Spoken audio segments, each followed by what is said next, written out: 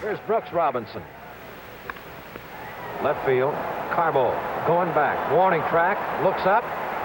Over. Brooks Robinson has given the Orioles the lead with a home run, and it's 4-3 Orioles. The late, great Brooks Robinson passes away on Tuesday at the age of 86. What a 1970 postseason. Unforgettable. 7 hits and 12 at-bats in the NLCS victory. No LCS MVP existed at the time over the Twins before his 1970 World Series performance in which he won the series MVP. Brooks Robinson was a Hall of Fame player and a Hall of Fame person. There is nobody better than to talk about Mr. Robinson than Jim Kaat. He faced Brooks Robinson more than any other batter in his extensive history. And Kitty joins me now. And Jim, it's always great to be with you. I appreciate it so much. You faced him more than any other position player, so you know how difficult of an out that Brooks Robinson was. What do you take away from your moments going up against him?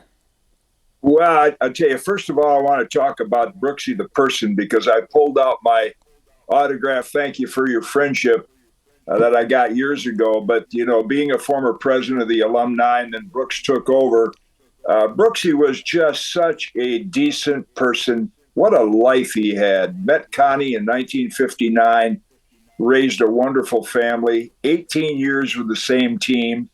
But what I remember about him as a player, first of all, his durability. He played a full season 5 times. He played 162 games. Once he went one extra because of a suspended game, and then some in the postseason. So to do what he did and do it humbly and respectfully for the game always impressed me. You know, he was the guy I think that the Orioles pointed to, the way they behaved on the field. You didn't see any flash and dash as you saw from those home run trots. Quick trip around the bases, tip of the cap, go in the dugout, let's get ready to play the next inning. Yeah, when you hear about Brooks Robinson, you hear often people describe him as such a humble man with such great humility, and he played the game the right way. And Kitty, I tell you, his Orioles got the best of your Twins in 69 and 70. What do you remember about those 2 years? Well, they just had a little stronger pitching than we did. Those first 2 games in 1969 may have been the best 2 playoff games. You know, they went extra innings. They beat us by 1 run. Our pitchers did great, but, you know, they had Cuellar, McNally, Palmer. They had better pitching. And then when Frank Robinson came over there in 66, that really, joining Brooks, changed their team, to be a major force in the American League. But I always respected the way the Orioles played and the way they won. They were gracious winners. They played the game, as you said, the right way. And nobody did it better than Brooks. You know, I love the articles that are coming out when it was written that Brooks didn't need a candy bar named after him because all the people in Baltimore named their kids after him. That's great. And I love the article, too, that Thomas Boswell of the Washington Post wrote back in 1983 when Robinson was getting inducted into the Hall of Fame, Jim. He said, Cooperstown gets a gold shipment today. Brooks Robinson, owner of 16 gold gloves and 1 golden heart. And it just keeps coming up of what a wonderful person he was. It's not often that you can have a Hall of Famer that has that same type of personality. You know, a lot of times Hall of Famers are just so focused on the game. They may not be the kindest human being, but I tell you what, it seems like Brooks really was. I think that I liken him to my teammate Harmon Killebrew, who kind of was the gold standard for players behaving and signing their name properly so you can read it.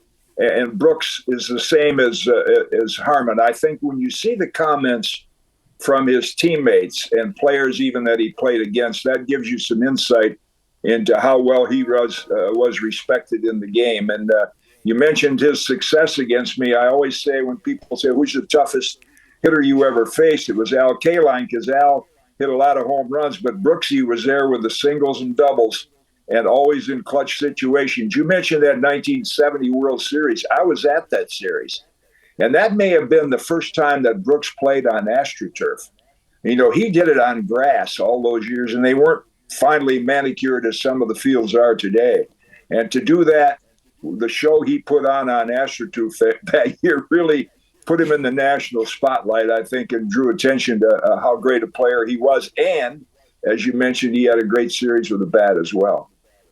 Yeah, you mentioned Al Kaline and the home runs that he hit off of you, but I tell you, Brooks had a few extra base hits. Let's go back to the statistics here. 153 plate appearances. He hit 324 with 11 extra base hits, including 3 home runs in his career versus you, Jim. What would you have done differently, having gone back now and facing Brooks, if you could? I don't think I'd do anything differently. He had Frank Robinson hitting behind him, and I mean, he was just a tough out. You have to throw it in the strike zone, and I was left-handed. Maybe I think today, and I've told Johan Santana, who was a great left-hander with the Twins for years, if I would have had the changeup that a lot of the pitchers have today, maybe I would have been able to lower that average a little bit. But he was a guy that he was comfortable against me. And unfortunately, I wasn't too comfortable against him. 25 years in the show. That is Jim Kaat. 16 Gold Gloves, the same amount as Brooks Robinson. Kitty, we always appreciate you taking the time to be with us. I love your stories, and thanks for being here. My pleasure. Thanks, Alana.